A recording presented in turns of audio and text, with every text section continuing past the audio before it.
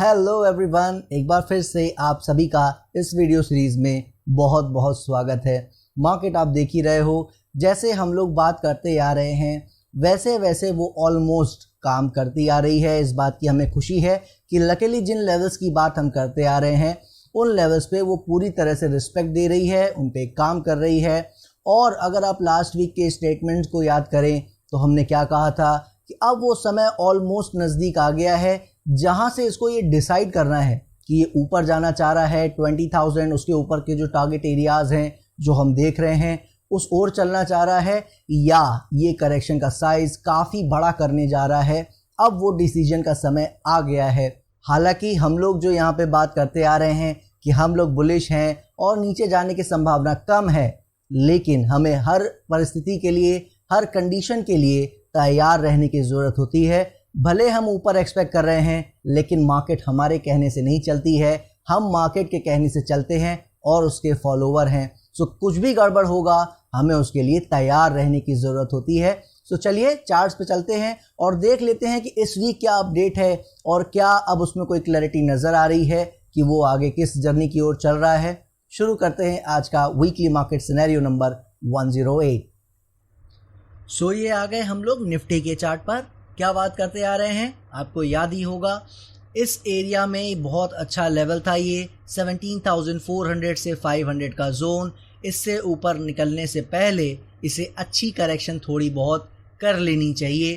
क्या देखा आपने, लास्ट 2 वीक से करीब करीब यहाँ पे इसको स्ट्रगल करता दिखा हमें, कहीं ऊपर नहीं जा पा रहा था, बहुत कोशिशें की, लेकिन जैसा हमने कहा था कि इससे और थोड़ी सी उम्मीद है, थोड़ा और ये करेक्ट कर ले, थोड़ा सा नीचे आ जाए तो इसके लिए ज़्यादा बेटर रहेगा। मगर आपने देखा कि गैप से ओपन किया, ऊपर भी चलने की कोशिश किया, मगर हमने यहाँ पे क्लियरली बता रखा था, ग्रुप में भी बताया था कि ये चाल देख के बिल्कुल भी खुश नहीं होना है। कैंडल्स आप देख रहे हो किस तरह की बन रही हैं, ऐसी कैंडल हम कभी भी कैरेक्टर में नहीं मानते कि ये अच्छी हैं, और इसीलिए हमने मना कर दिया था कि ज़्यादा अभी खुश नहीं होना है। क्या देखा आपने, लास्ट सेशन में बिल्कुल ताबड़तोड़ शुरू से ही एकदम डोमिनेटिंग वे में रहा और बढ़ता ही चला गया। यही एक अच्छे कैरेक्टर की निशानी है। हालांकि अभी बहुत जल्दी है कुछ भी कहना, मगर ये बात सच है कि इसने अब 17,400-500 के जोन को डिसाइसिवली पार कर दिया है। सो अब अच्छे से काम कर रहा है। जैसा हम बात करते आ रहे हैं इन एरियाज से कि इसे अब अच्छा करते रहना चाहिए। इस लो के नीचे जा ज़रूर सकता है मगर रुकना नहीं चाहिए, यहाँ से अच्छा करना ही चाहिए। यही हमारी सोच थी और आप देख रहे हो उसी तरीके से अभी तक काम होता नज़र आया है। हालांकि यहाँ थोड़ी सी करेक्शन की जो और हम अपेक्षा कर रहे थे वो यहाँ पे नहीं किया है, तो इससे बस एक ही प्रॉब्लम आई है, देखिए, जो मैंने लास्ट वीक बताया था। जी हाँ दोस्तों, कि अब ये वो करेक्शन जो इसे यहाँ कर लेनी चाहिए थी वो अब कहीं से भी कर सकता है। उसका कोई भी एरिया का हमें पता नहीं है, वो यहाँ से भी कर सकता है, यहाँ से भी कर सकता है और नए हाई से भी कर सकता है। कोई बड़ी प्रॉब्लम उसमें नहीं है।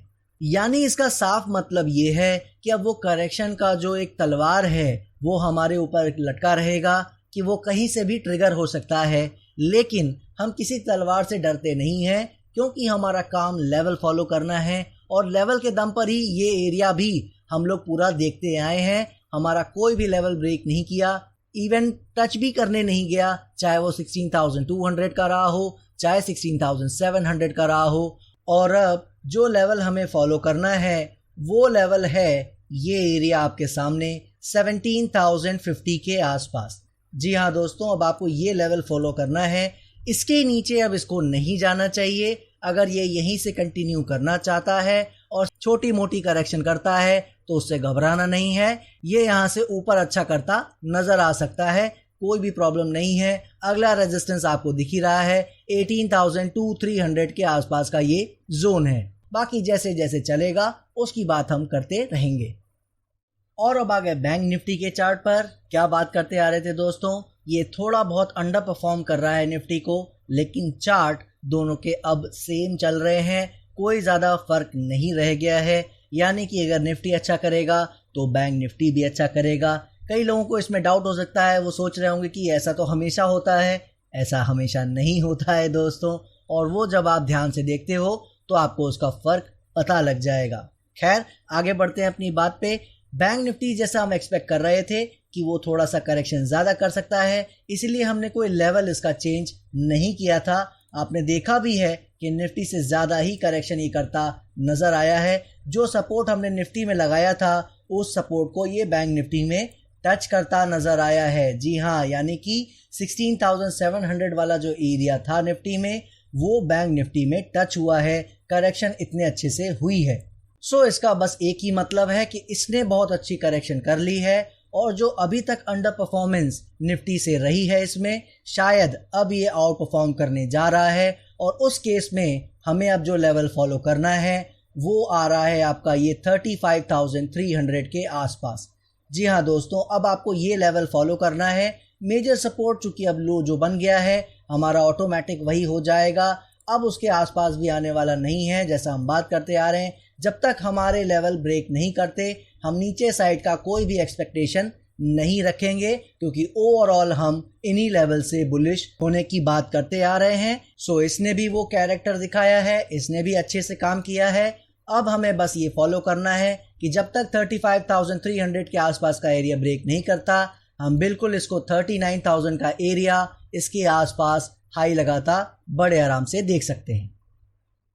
और अब आ गए फार्मा सेक्टर के चार्ट पर। आपको याद ही होगा जो हम लोग बात कर रहे थे कि जोश में आ तो गया है ऊपर, लेकिन अभी भी इसको काफ़ी कुछ साबित करना बाकी है। और आपने देखा है कैसा परफॉर्मेंस ये दे रहा है, ऊपर आके कितना ज़्यादा थकता नज़र आ रहा है। सो इसमें ये मैं नहीं कह रहा हूँ कि ये नीचे जा रहा है दोस्तों, याद रखिएगा इसका ये बिल्कुल मतलब नहीं है।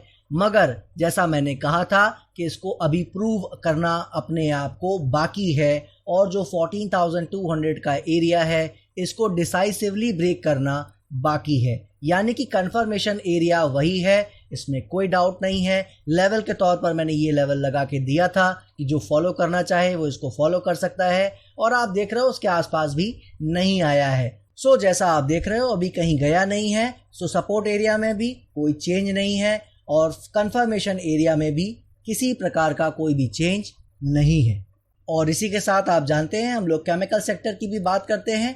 केमिकल सेक्टर ने बहुत अच्छे से परफॉर्म किया है। मुझे मालूम नहीं आपने स्टॉक्स ध्यान से देखे हैं या नहीं देखे हैं, लेकिन बहुत सारे मिड कैप और स्मॉल कैप स्टॉक्स ने बहुत अच्छा प्रदर्शन दिया है। लार्ज कैप ने अभी उस तरह का प्रदर्शन नहीं दिखाया है, मगर केमिकल सेक्टर से जो उम्मीदें रही हैं, जिसकी बात मैं आपसे करता आ रहा हूं कि फार्मा सेक्टर जब अच्छा करेगा तब करेगा, मगर केमिकल सेक्टर में हमें अच्छी चाल देखने को मिल सकती है। और वो इस वीक और लास्ट वीक भी इसने बहुत अच्छे से हमें करता दिखाया है। सो जैसा हम इसकी बात करते आ रहे हैं लास्ट 1-2 मंथ से कि इससे हार नहीं माननी है, इसमें बस ध्यान देना है कब ये टर्न अराउंड कर रहा है। करेक्शन सब कर रहे थे तो ये भी कर रहा था, मगर ये आप देखो अब किस तरीके से शानदार परफॉर्मेंस दिखाता नज़र आ रहा है।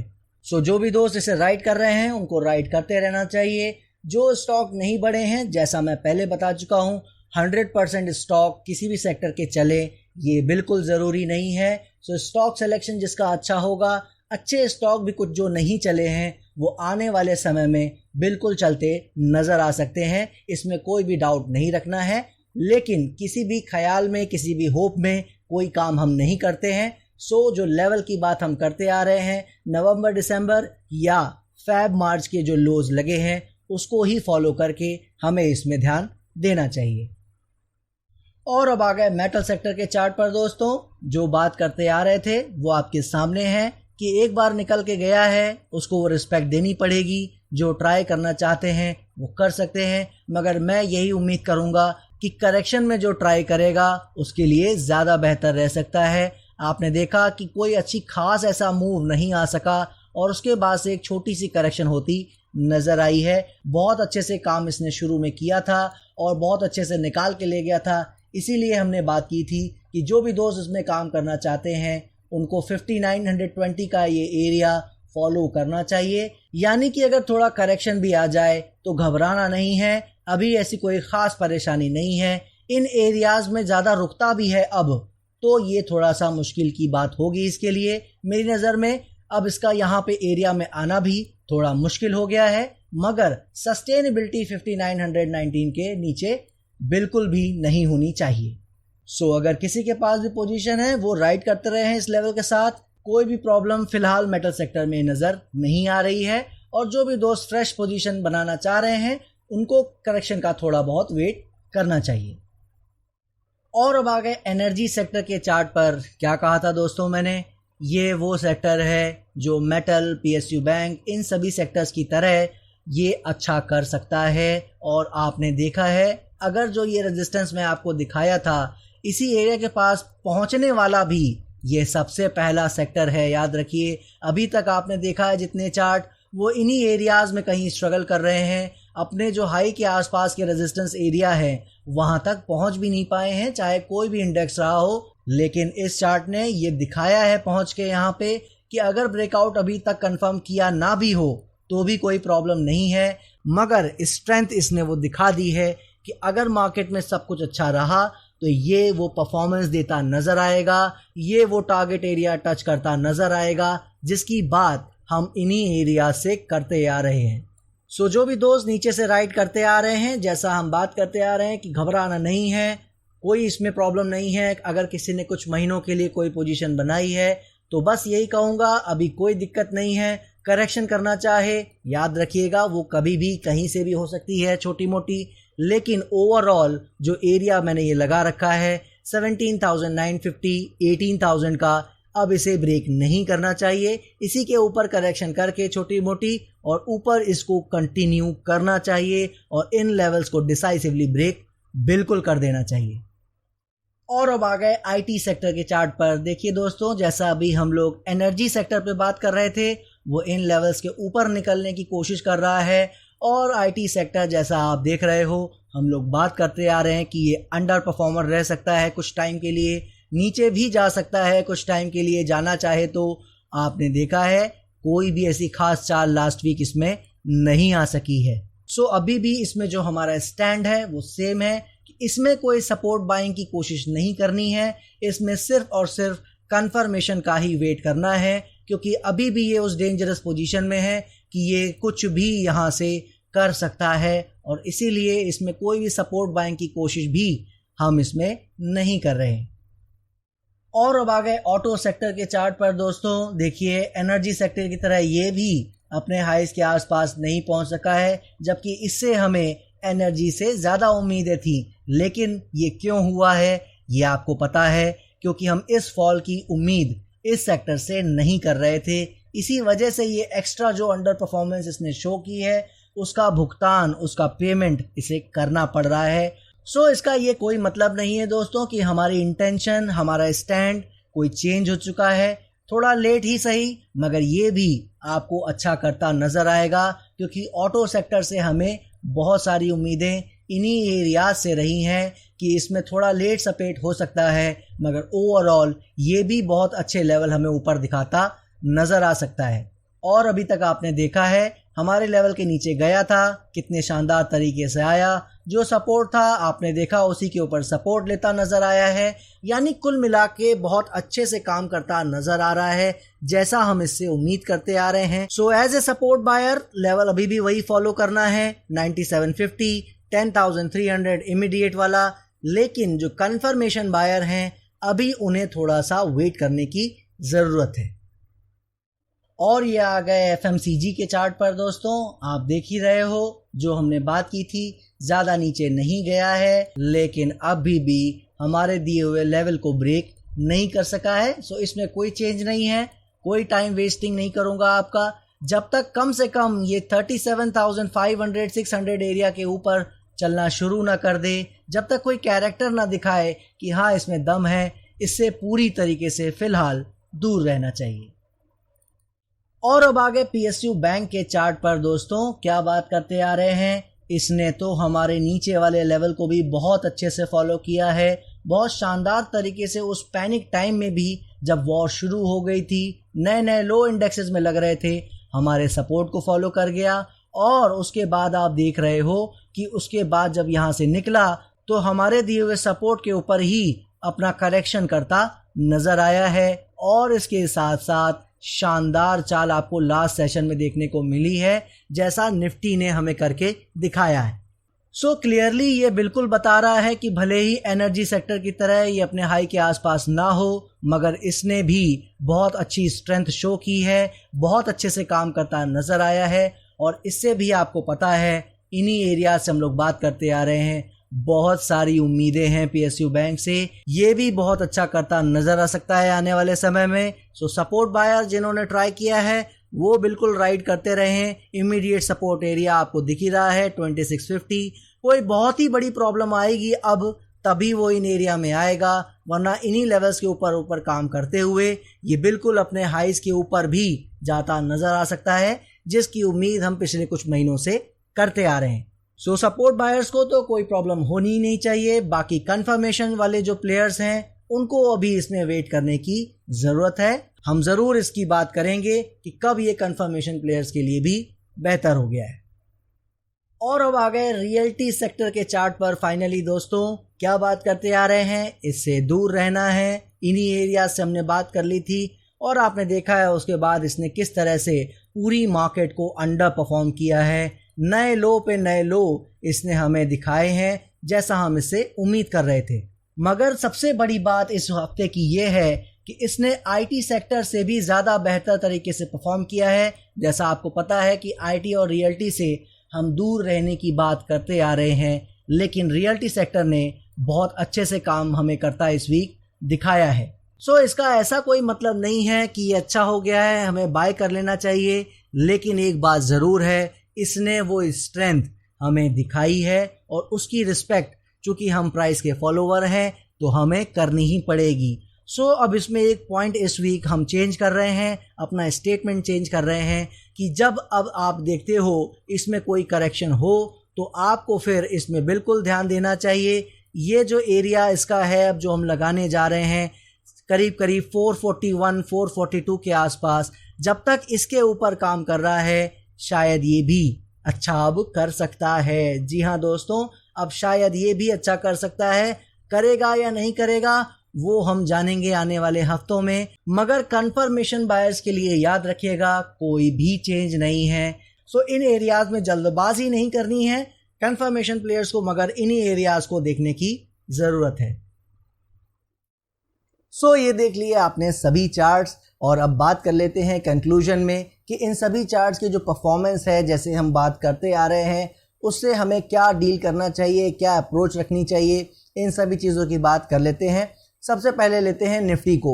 निफ्टी आपने देखा, जैसे हम लोग बात करते आ रहे हैं लास्ट 2-3 वीक से, कि 16,200 के नीचे नहीं चलना चाहिए। इसकी बात हमने 16,500-600 के आसपास की थी और वहाँ से ये ऊपर ही चलता चला आया है। इसके बाद जो 16,700 का लेवल दिया आपने देखा, उसको भी टच नहीं किया। और ऐसी बड़ी चाल आने के बाद जब आप देखते हो कि ऑलमोस्ट 2000 पॉइंट के आसपास की चाल आ गई है, तो इसे फिर एक वो करेक्शन कर लेनी चाहिए जिसकी बात हमने की थी लास्ट वीक, कि थोड़ा बहुत इसी 17,400 17,500 हाई लगने को 600 का भी लग जाए, मगर यहीं पे अगर करेक्शन कर ले तो इसकी सेहत के लिए ज़्यादा अच्छा रहेगा। और मुझे ऐसा कहना चाहिए, हमारी सेहत के लिए ज़्यादा अच्छा रहेगा। इसीलिए हम ये एक्सपेक्ट कर रहे थे कि जब हमारे एक सिस्टम के हिसाब से 2000 पॉइंट की रैली आ गई है, तो हमारे ही सिस्टम के हिसाब से अगर करेक्शन आ जाए तो इससे बढ़िया और सुंदर बात क्या हो सकती है। मगर देखा आपने कि वो मार्केट है और हम उसके फॉलोवर हैं, उसने वो करेक्शन उतनी नहीं की जितनी हम एक्सपेक्ट कर रहे थे। 2 वीक से ज़रूर कर रहा था, बट मेरी जो एक्सपेक्टेशन थी वो 1 से 2 वीक की और थी कि अगर थोड़ा नीचे या तो प्राइस में मार लेता या थोड़ा टाइम और बिता लेता तो ये ज़्यादा बेटर रहता। बट इसने ऐसा नहीं किया और अब ब्रेकआउट जो दे रहा है उसकी वजह से आज मुझे ये कहना पड़ रहा है कि ये अब वो प्रॉब्लम उसने एक्सेप्ट कर ली है, और यानी कि अब वो करेक्शन कभी भी किसी भी लेवल से हो सकती है। वो तलवार लटकी है करेक्शन की, तो उसे फेस करना ही पड़ेगा। और इसीलिए अब एक बार फिर हमें लेवल के दम पर ही इसको राइड करने की कोशिश करनी है। क्या है वो लेवल? 17,050-60 के आसपास मोटा मोटी एक एरिया है। यानी कि मोटा मोटी अगर मैं कहूँ तो 17,000 के नीचे अब इसको सस्टेन बिल्कुल भी नहीं करना चाहिए। अगर वो करता दिखे 2-3 आवर्स के लिए भी, तो आप समझ लीजिएगा कि फिर वो करेक्शन होने जा रही है जिसकी एक्सपेक्टेशन हम 17,400-500 के नीचे नीचे कर रहे थे। सो ये तो थी बात निफ्टी को लेवल के दम पर कैसे इसको हैंडल करना है उसकी, मगर मुझे मालूम है इससे ज़्यादा इम्पोर्टेंट हमारे कुछ दोस्तों के लिए रहा है जो मुझसे पूछते आ रहे हैं, जो हम लोग बात करते आ रहे हैं कि अब यहाँ से क्या लग रहा है ओवरऑल। वो कैरेक्टर की बात जो हमने की थी कि वो ब्रेकआउट का जो कैरेक्टर है, जो आने वाले ये 500-700 पॉइंट्स हैं, ये कैसे चलेगा वो ही डिसाइड करेगा कि ये अब 20,000 प्लस जा रहा है या नए लो लगाने जा रहा है। उसके जवाब के लिए बहुत सारे लोग एक्साइटेड थे, उन्होंने मुझसे पूछा था, मैंने यही कहा था कि वीडियो में जवाब देंगे। सो अब उसके जवाब देने का समय आ गया है। दोस्तों, हमारे जल्दीबाजी करने से कभी भी कुछ नहीं होता है। एक साइकोलॉजिकल जो स्ट्रेंथ हमें चाहिए होती है कि हाँ अब ये नीचे नहीं जाएगा, करेक्शन ही कर सकता है, वो अभी हमें नहीं मिल सकी है और इसीलिए अभी फ़िलहाल लेवल के दम पर ही हमें आगे बढ़ते रहना पड़ेगा। आज जो हमारा कॉन्फिडेंस है वो 60 to 70% के बीच में है कि ऊपर जा रहा है, लेकिन अगर वो कंफर्मेशन दिया, अगर वो कैरेक्टर इसने उस चाल का दिखाया यहाँ से, तो फिर आप ये मान के चलो कि वो प्रोबेबिलिटी 90 to 95%, इवन 98% भी हो जाएगी। यानी कि मोटा मोटी हम ये फिर मान के चलेंगे ये ऊपर ही जा रहा है और कोई करेक्शन होना चाहे हो सकती है, अब ये नीचे नहीं जाएगा। सो आई होप आप मेरी बात समझ पाए होंगे, मेरी दुविधा को समझ पाए होंगे। ना ही वो ऊपर का कैरेक्टर मिला है पूरा जो आने वाले ये 400-500 में पॉइंट में चाल आनी थी, यानी कि 18,100 तक, यानी वहाँ तक गया भी नहीं। और जो करेक्शन एक्सपेक्टेड था कि अगर 1-2 वीक थोड़ा रुक जाए या प्राइस में थोड़ा डीप चला जाए, वो भी इसने नहीं किया है। तो उस वजह से हमारे बीच मन में कश्मकश है, लेकिन हम कॉशियसली बुलिश हैं, इसमें कोई डाउट नहीं है। और हम थोड़ा कम मगर बाय करके ही काम करने का प्रयास अभी भी कर रहे हैं, इसमें कोई भी डाउट नहीं है।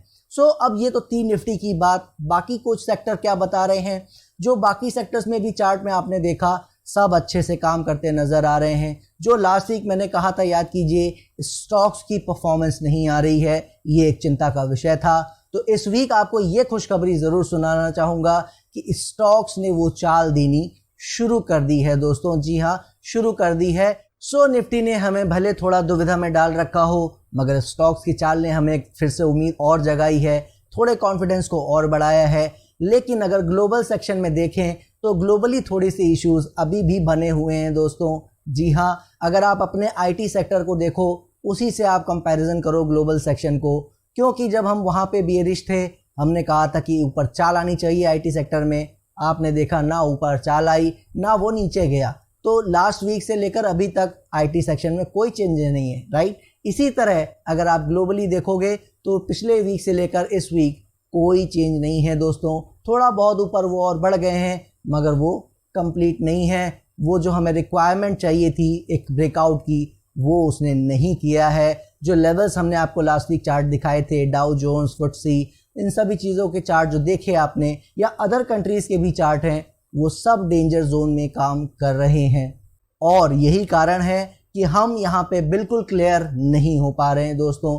याद रखिएगा, अगर मैं इतनी कन्फ्यूजन की बात करता हूँ थोड़ा बहुत, तो उसके कुछ रीजंस होते हैं। ऐसे हम लोग कभी भी डाउट में ज़्यादातर नहीं रहते हैं, आपको मालूम ही है। हम लोग नीचे से बात करते आ रहे हैं और हमेशा हम लोग ने कुछ टाइम भले डाउट में रहे हों, ज़्यादातर टाइम हमने क्लियरली बात की है कि ये नीचे नहीं जा रहा है। मगर ये वो एरियाज़ हैं, जैसा मैं 2-3 वीक से आपको इसके बारे में बताता आ रहा हूँ, उसके होने से पहले से आपको अलर्ट करता आ रहा हूँ। जो भी दोस्त नए हैं, यही कहूँगा कि वो लास्ट 2-3 वीक्स के एक बार वीडियोस ज़रूर देख लें। ये पूरी जर्नी क्या थी, क्या है, उसमें सब क्लियर मैंने किया है और यहाँ से क्या क्या संभावनाएं हैं उसकी भी बात हमने की है। सो मेरे कहने का सिर्फ मतलब यही है, इस बात को समराइज़ करने की कोशिश कर रहा हूँ कि ओवरऑल अभी लेवल के दम पर हम अच्छा करने की पूरी कोशिश भी कर रहे हैं, उम्मीद भी नज़र आ रही है, स्टॉक्स भी चलने शुरू हो गए हैं। लेकिन क्या हम कंफर्टेबल हो गए हैं, क्या हम बिल्कुल कॉन्फिडेंट हो गए हैं?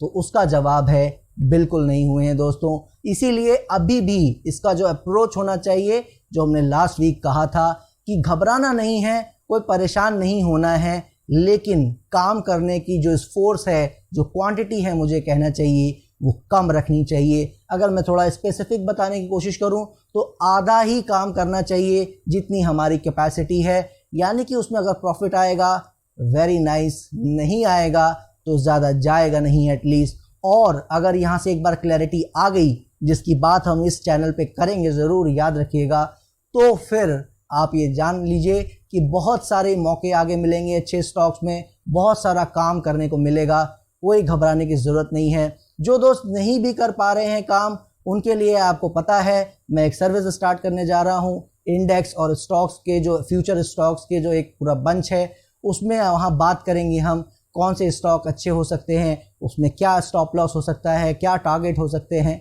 उनकी बात हम वहाँ करेंगे। तो आप ये समझिए, जब हम लोग इतनी सारी बात यहाँ कर रहे हैं तो वहाँ तो कुछ स्पेसिफिक में जानकारी दी ही जाएगी, राइट। तो इसीलिए उसकी सर्विस हम लोग स्टार्ट करने जा रहे हैं। और अप्रैल की एंड में हम लोग का टेक्निकल एनालिसिस का ट्रेनिंग प्रोग्राम आ रहा है 1 ईयर का, याद रखिए। तो आपको ये समझना पड़ेगा कि हम लोग जब फ्री में इतनी सारी बातें कर लेते हैं, याद कीजिए हमारे रिलायंस की बात को, रिलायंस के स्टॉक के बारे में क्या बोला था हमने, 2050 2100 के नीचे नहीं जाना चाहिए, नहीं गया, 2700 के ऊपर आज काम कर रहा है, राइट। थोड़ा लेट चला है मगर चला है। अदानी का स्कैम याद कीजिए, लोग स्कैम बता रहे थे, अदानी इंटरप्राइज ने और अदानी ग्रुप ने स्कैम कर दिया है, फ्रॉड कर दिया है, फलाना ढिकाना, याद कीजिए उस समय को। तब से हमने क्या कहा था, हमारे लेवल ब्रेक करेंगे तो हम ये मानेंगे कि करेक्शन बढ़ाएगा, स्कैम की तो कोई बात है ही नहीं, राइट। क्या देखा आपने, लाइफ टाइम हाई पे काम कर रहा है आज अदानी एंटरप्राइज, और उसके बाकी स्टॉक भी ठीक ठाक अच्छा कर रहे हैं। अगर मैं स्पेसिफिक नाम लूँ तो जाके चेक कीजिए अदानी पावर ने क्या किया है अभी लास्ट कुछ हफ्तों में। इसी तरह से हमने गोल्ड, सिल्वर, इन सब कमोडिटी सेक्शन की भी बात की थी, बिटकॉइन की भी बात की थी। जो जो हमने बात की आपने देखा वैसे वैसे काम होता नज़र आया, आप देख रहे हो वैसे हो भी रहा है। तो इतना जब कुछ हम सारी बातें आपसे फ्री में ही कर लेते हैं तो आप समझ सकते हैं कि अगर हम सर्विस देने जा रहे हैं तो उसका कुछ ना कुछ मीनिंग होगा। तो वहाँ पे अगर जिसको दिक्कत आ रही है वो वहाँ ज्वाइन कर सकता है। दीजिए मुझे इजाज़त, आशा करता हूँ कि मैं अपनी बात को आपके सामने रख पाया होऊंगा। नेक्स्ट वीक फिर मिलेंगे, तब तक के लिए जय हिंद।